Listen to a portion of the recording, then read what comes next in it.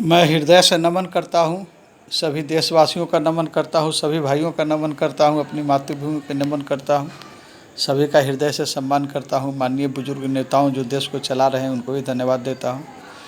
तो सभी लोग को जो है बस हम अपने देश के बच्चों को और देश के गार्जियन को इतना कहना चाहते हैं कि दो चीज़ याद रखिएगा, सभी गार्जियन को कहते हैं कि कल बच्चा जो है इस संसार में उसको अकेला ही जीवन जीना होगा और न माता पिता कुछ नहीं रहना, उसका परिवार रहेगा। हम लोग के पीढ़ी माता पिता का ख़त्म हो गया, पूर्वज ख़त्म हो गया, अब हम अपने घर चला रहे हैं बचपन से। तो जो उसके अंदर आप उसके टैलेंट के अंदर जो पैदा कीजिएगा वही उसको बचाएगा, वही उसको सुरक्षित रहेगा।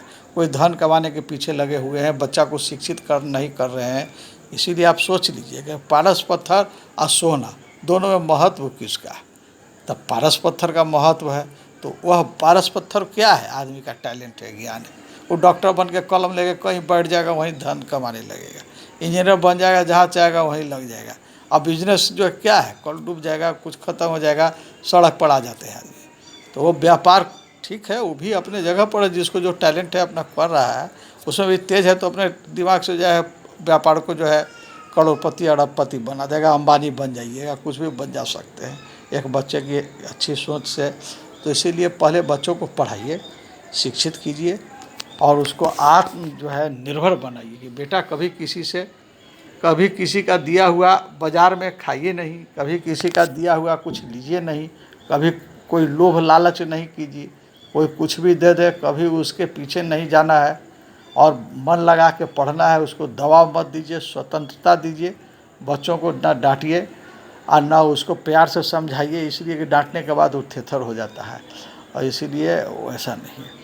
और एक छोटी छोटी एक आध वो कहानी इसमें सुनाते हैं। जैसे कि संत रविदास थे, एक हमारे मैंने जो है बहुत बड़े संत हुए, चमार जात के थे, लेकिन ब्राह्मण भी उनके पैर पे गिरते थे। तो क्यों गिरते थे?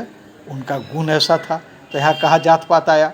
ब्राह्मण होकर संत रविदास का पैर छू रहे हैं, पैर गिर रहे हैं कि आशीर्वाद मिल जाए। ब्राह्मण हो गए और संत रविदास चमार थे। और यहाँ हम लोग क्या जो है नेताजी बैकवर्ड फॉरवर्ड करते हैं। नहीं, गुण का कीमत होता है और जो है महत्व होता है। तो इसीलिए उस संत रविदास के यहाँ एक कुछ कर रहे थे, एक साधु आए और देखे उनकी गरीबी का हालत, बेचारा पर दया आएगा, पारस पत्थर है निकाल के दे दिए। अब बोले कि जहाँ जहाँ सटाओगे लोहा में सोना हो जाएगा। और देख के चले गए। बोले कि ठीक है बाबा रख दीजिए, हम छुएंगे नहीं, वहीं रख दीजिए मड़ई में। अब 5 साल के 4 साल के बाद आए तो देखे कि वही पारस पत्थर। पूछे कि तुम तो ऐसे रह रहे हो जी, देख के गए थे। तो बोले कि बाबा उसका हमको आवश्यकता नहीं है। सो क्या हो गया? पत्थर तक पत्थर आप ही ना रखे थे, जहाँ रखे होंगे वहाँ पर वो पत्थर है पड़ा हुआ।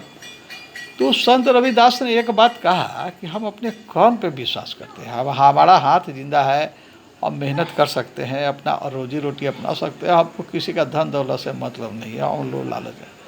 तो इस तरह जो है उन्होंने नहीं छुआ, आज लोग उनकी पूजा करते हैं। इसी तरह से एक बार बादशाह अकबर के यहाँ तानसेन गा रहे थे, तो अकबर ने बड़ाई किया कि तानसेन संसार में तुमसे अच्छा गायक इस धरती पर कोई नहीं है। तो बोले कि हाँ महाराज, हमारे गुरुदेव हैं। तो हरिदास जी वृंदावन में रहते हैं, तो वो उनको लाओ यहाँ। तो नहीं आवेंगे, भगवान के लिए ही गीत गाते हैं, तो हमारे लिए नहीं गाएंगे। तो चलो हम ही भेंट करने चले। बस अपना हीरा असरफी ऊँट पे लाद के उनको नजराना लेके कि उनको जो है गए आ कहे बादशाह अकबर की आप जो है चलिए महल में। इनकार कर दिए कि नहीं, महल में हम नहीं जाएंगे। तो ये ले लीजिए महाराज, आपके लिए तोहफा लाए हैं, कुछ गीत सुनाइए। तो बोले अकबर को कि हम सिर्फ भगवान का ही भजन, भगवान श्री कृष्ण का ही भजन गाते हैं, इसलिए आपके धर्म में सब नहीं है, सब आप क्या सुनिएगा। तो देना चाहे नहीं लिए धन। बोले क्या जिसको ज़रूरत है दीजिए, हमको इस सब का कोई ज़रूरत। तो इसीलिए अंदर जो आदमी संतोष जिसको होगा उसको बाहरी ज़रूरत नहीं है। और धन है ठीक है, कोई भी आदमी को इच्छा है। हम अपने हॉस्टल को शुरू किए थे दीपक लॉज को, तो ये वो कमरा था 350। और भी कैसे शुरुआत किए थे कि हमारी माँ ने हमको एक दिन कहा, इंटर और उसका रिटायरमेंट था, शिक्षिका थी, हमको बोली कि बेटा हमको एक को चिंता लगता है कि क्या तो हम जो है रिटायर कर जाएंगे तो तुमको कहाँ से खिलाएंगे, आज तुम हम 2 साल है रिटायरमेंट का। हमारे आँख में आंसू आ गया। और इंटर पढ़ के हम ग्रेजुएशन में थे, हम उसी समय पुस्तक पुस्तक सब फेंक के हमारे पास अपनी पैतृक संपत्ति थी और उसी तरह से अब किसी तरह से अपना निर्माण कार्य में लग गए धीरे धीरे धीरे धीरे। आज हमारा एक बड़ा हॉस्टल हो गया, बन गया, माँ का आशीर्वाद हो गया। और माँ ने यह शब्द कहा कि बेटा, और उसके बाद से जो है हम बनाने लगे। आज एक कमरा से हमारे पास हॉस्टल में 200 कमरे हो गए। तो 200 कमरे का जो है विद्यार्थी हैं, बच्चे हैं, गरीबों बच्चा का मदद करता हूँ। अब सब बच्चे लोग हैं मिलजुल के रह रहे हैं, सब लोग का लाइफ बन रहा है। एगो दूगो नहीं, दीपक लोग बहुत से बच्चे का जीवन बना रहा है। इसी तरह जो है इसी बीच में एक बच्चे का कहानी सुनाते हैं, उसके लिए आज भी अफसोस है। अगर वो सुन रहा होगा यूट्यूब के माध्यम से, आ जाए। मनीष नाम का लड़का था, सुन लीजिए उसकी कहानी। उसके पिताजी नहीं थे, अब माता जी थी। तो अचानक जो है आता था, 2 महीना 3 महीना रहा, पढ़ाई करता था, पैसा देता था। उसके बाद से जो है तब उसके बाद से 1 साल तक नहीं आया। पता लगाते लगाते 1.5 साल के बाद आया।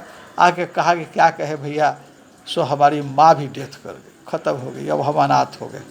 सो हम आपका पैसा वैसा 18-20 हज़ार रुपया उसके यहाँ था हमारे यहाँ। तब बोले कि छोड़ो मनीष, पैसा वैसा तुम अपना बाद में तुम दे के। वो आया, नहीं डरे। अब बोले कि आओ, तुमको जो सुविधा है सो हम देंगे, रहो। लेकिन वो बच्चा अब अंत में जो है 1 साल के बाद उसका रूम को खोला, उसका सामान कोई लड़का को देना, आज उसके लिए आँख में आंसू है। अगर वो बच्चा रहता तो 1 रुपया किराया नहीं लेते, उसका भविष्य बना देते। हम मेहनत से बने हैं, तब किसी बच्चा का भविष्य बनाने में पीछे नहीं हटते।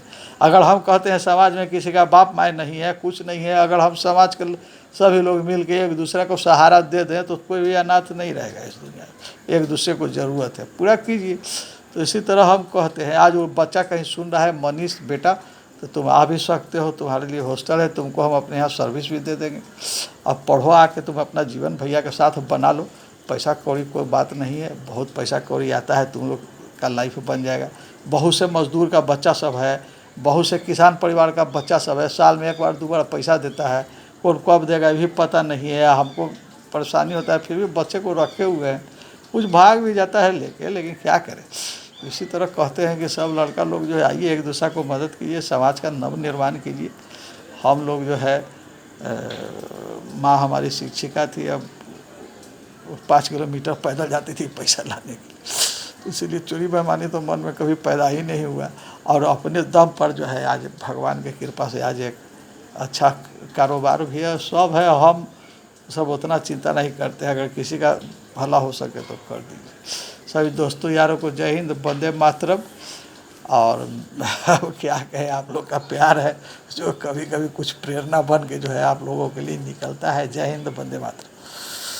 अपने हृदय से अपने देश को नमन करता हूँ, अपनी मातृभूमि को, हमारी माँ है, उसका मैं खाता हूँ, उसी का गाता हूँ। जय हिंद, वंदे मातरम।